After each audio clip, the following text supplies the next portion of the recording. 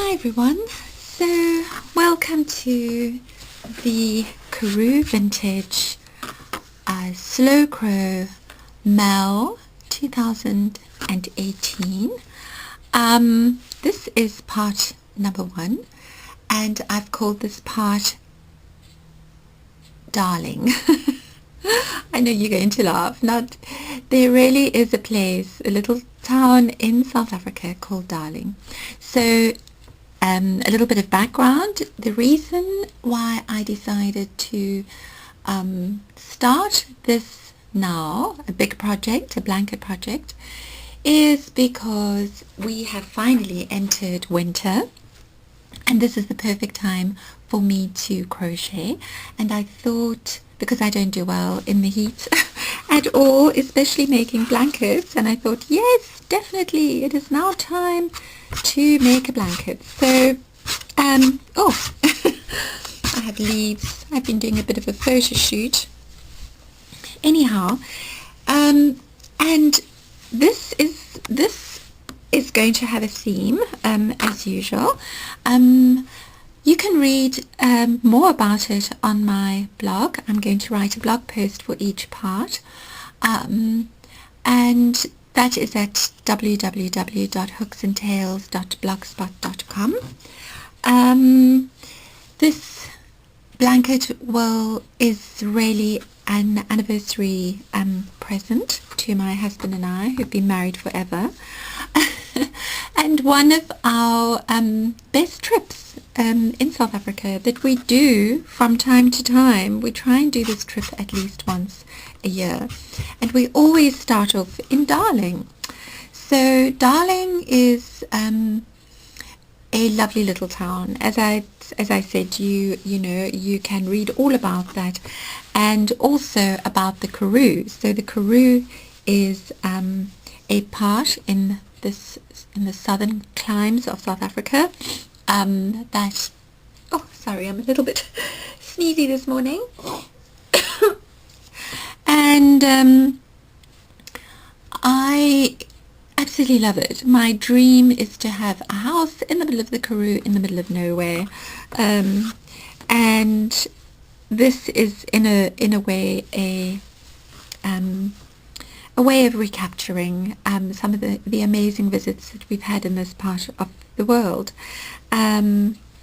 But as I say, if you want to read more about that, you can visit my blog and read up about Darling and the introduction to this MEL.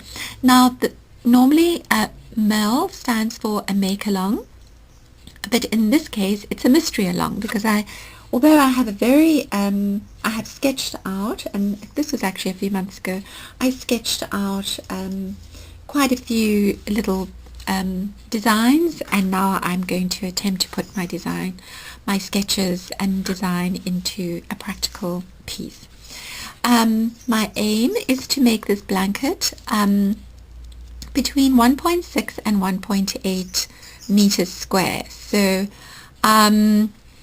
we might end at 1.6, and it depends very much on the weight. So this again is a texture rich.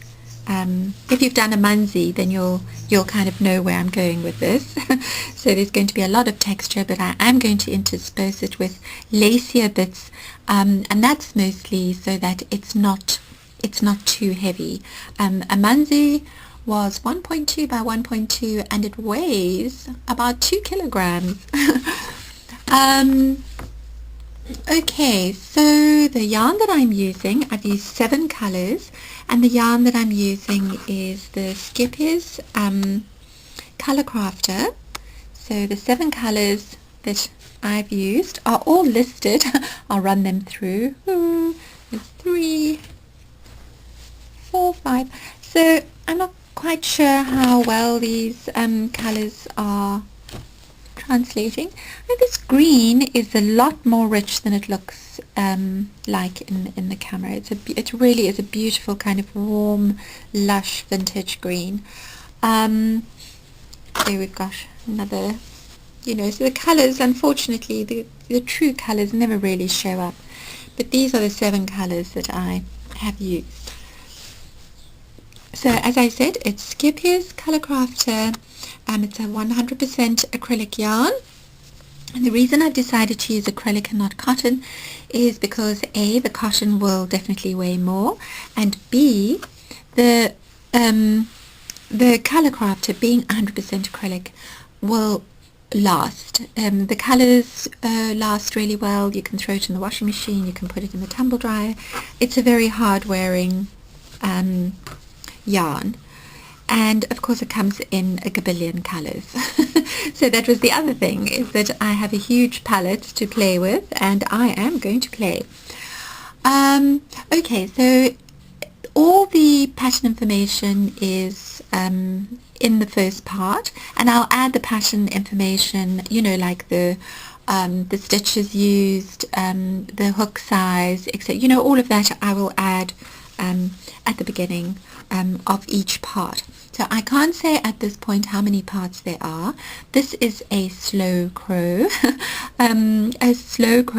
So I will, this obviously, as you're reading this is published on the 1st of June 2018, and I'm just going to meander through the winter. So for me it'll be June, July, August. I would like to be able to finish this on my birthday, which is the 29th of August. So, you know, by the 1st of September, so we're going to say 3 months, and I'm going to release each part approximately every 2 weeks. But as I did with a Amanzi, I was churning it out once every week. So, but no, I'm going to take this slow. I really want to enjoy it. I want to be able to really appreciate each section and not really rush through it. So feel free to do other projects in the meantime. I know there are a lot of crochet alongs that are happening at the moment, so you can pick this up whenever you like, and in fact you can start right at the end of this. You know, we're not setting up an official page for it or anything like that. It's just, you know, you just do it at your own pace.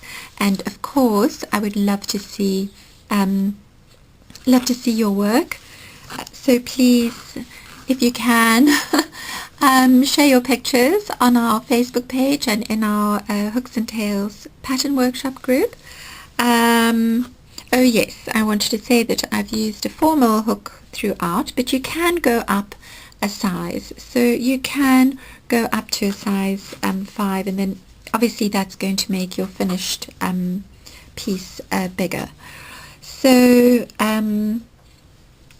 that's it. I can't really think of anything else to say at the moment. Whatever I've forgotten, I will drop into, you know, all the pattern information and the description. So that's it. So this is goodbye from Darling, and I shall see you at round number 1.